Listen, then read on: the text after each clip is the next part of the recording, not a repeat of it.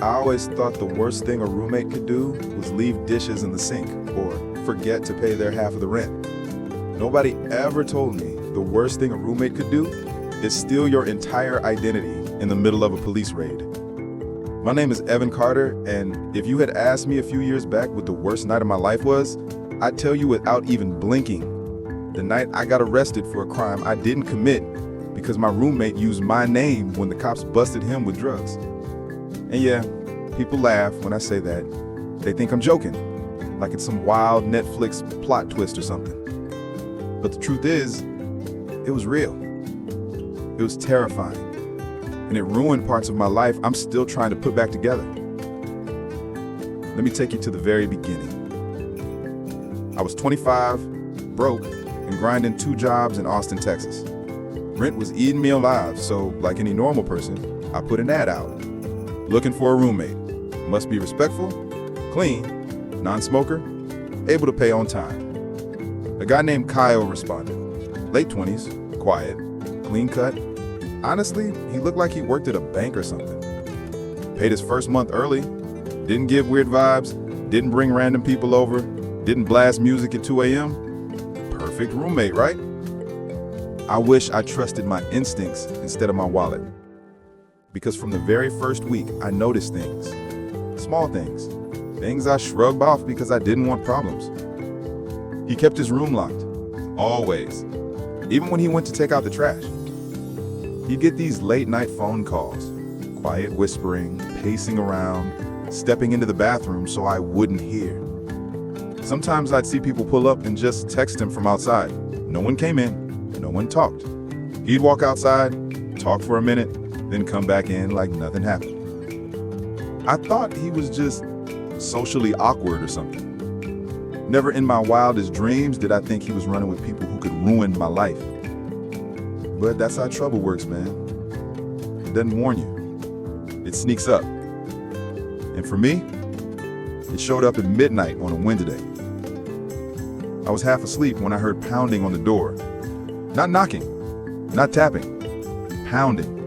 The kind where your heart wakes up before your brain does. Then I heard it. Austin PD, open the door. Before I even stood up, I heard shouting in the hallway. Then the sentence that blew my whole world apart. We got him. Says his name is Evan Carter. My stomach dropped. So hard I felt dizzy. My name, my actual legal name, coming out of some cop's mouth like I was a criminal. I swung my door open and saw 2 officers pinning Kyle to the apartment hallway floor.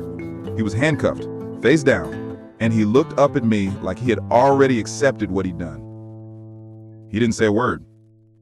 He didn't protest. He didn't even try to fix it. He just stared, like he was silently saying, "Sorry, man." But sorry wasn't gonna unruin my life. One officer pointed straight at me. "You, hands where I can see him. Evan Carter?"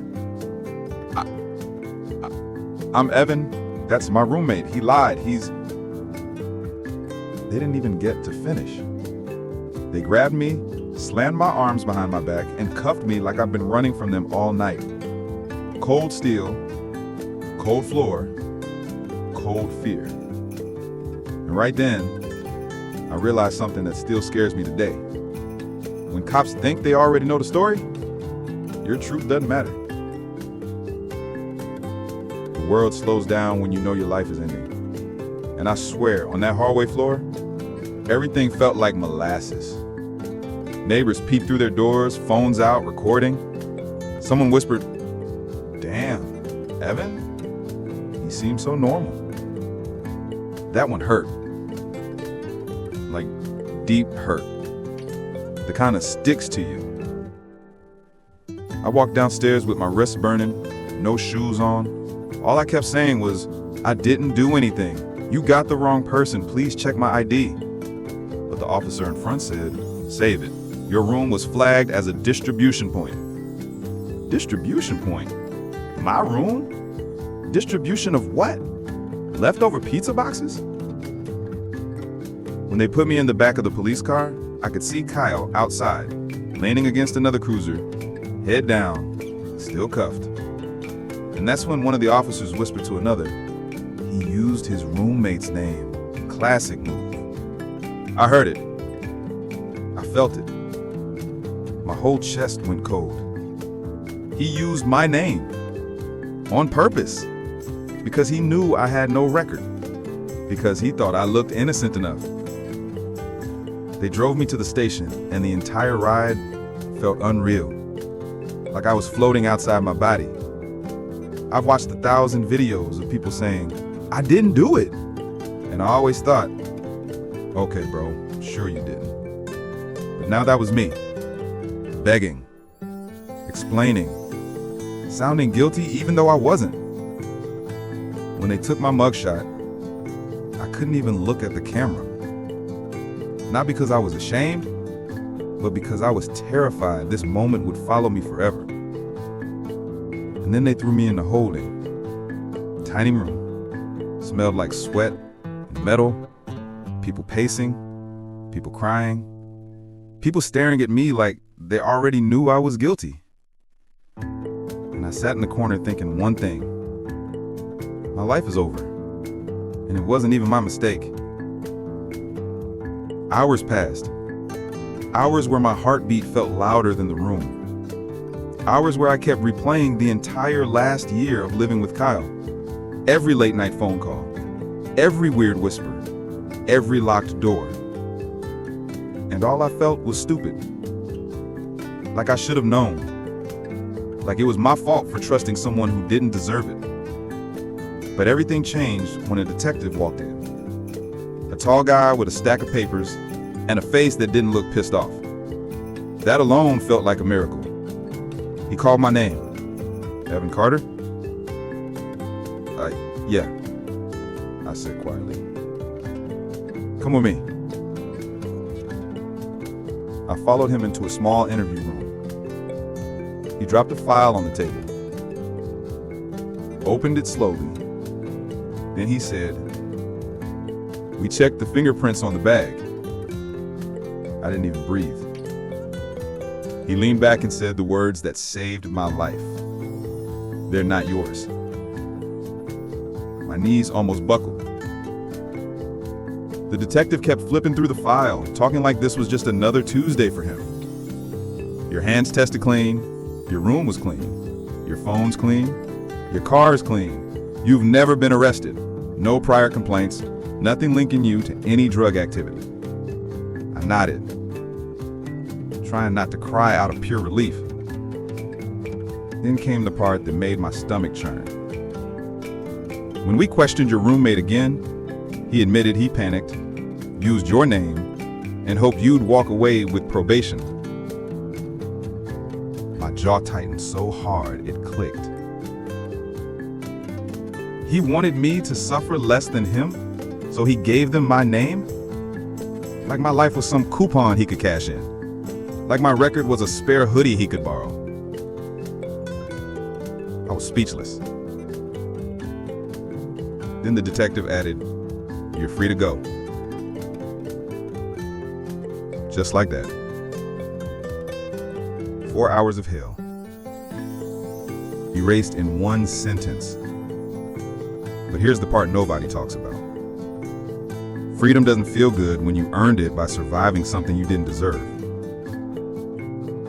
I walked out of that station with no laces in my shoes, no dignity, and no way to tell my mom why I didn't answer her calls for hours.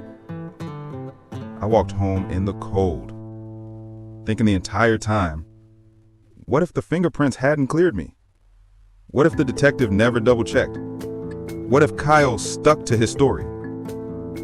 The what-ifs are the real prison.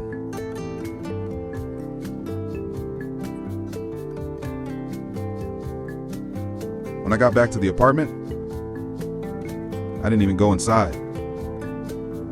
Didn't want to see his stuff. Didn't want to breathe the same air. Didn't want to deal with the cops coming later to pick up his stuff. I just sat outside on the stairs for an hour. Trying to feel normal. Trying to feel human. Trying to convince myself this wasn't real. But it was. People think being found innocent means life goes back to normal. Man, that's the biggest lie ever told. Even after the charges were dropped, I still had consequences. My job? They suspended me until they sorted out the situation. My mom? She tried not to freak out, but hearing her say, "Evan, what happened? Why were you arrested?" broke me in ways I can't describe. My friends? Some believed me, some didn't. Some distanced themselves. Because no matter how innocent you are, an arrest sticks in people's minds like a stain. And Kyle? He got taken to county jail. His case moved fast because he confessed. And when his parents showed up at my door asking what happened, all I could say was, "He used my name. That's what happened." I moved out within a week, left half my stuff behind, didn't care. I got a new job across town, changed my number, reset my life. But I didn't reset the fear. I didn't reset the humiliation. I didn't reset the moment I heard my own name used like a weapon. Months later, I got a letter from the DA's office. It was a formal apology, a statement saying I'd been wrongly arrested, a notice that my record was officially cleared. Most people would have been relieved, but when I held that letter, I didn't feel relief. I felt angry. Angry that my innocence needed paperwork. Angry that my reputation depended on a document. Angry that I had to be cleared of something I never did. I started therapy after that, because the nightmares wouldn't stop. Police pounding on my door, cuffs squeezing my wrists, Kyle staring at me on the hallway floor. My therapist told me, "What you experienced is called traumatic injustice." Yeah, sounds about right. Because even though I walked out free, I was never the same. Look, I'm not telling this story to get sympathy. I'm telling it because someone out there might be living with a red flag they keep ignoring. That roommate who keeps their room locked? That friend who whispers on the phone? That person who lies so easily it's scary? Listen to your gut. Because I ignored mine, and it almost cost me everything. Here's the truth. You don't need to commit a crime to get arrested. You just need to trust the wrong person. Kyle made his choices. I made mine. But only one of us walked out innocent. And the only reason I'm not behind bars right now is because the evidence saved me, not because the system believed me. Today, I'm rebuilding. I'm stronger, smarter, more careful about who gets access to my life. And if my story helps even one person avoid what happened to me, then maybe all that pain has a purpose. Because innocence shouldn't be something you have to prove. But in this world, sometimes it is.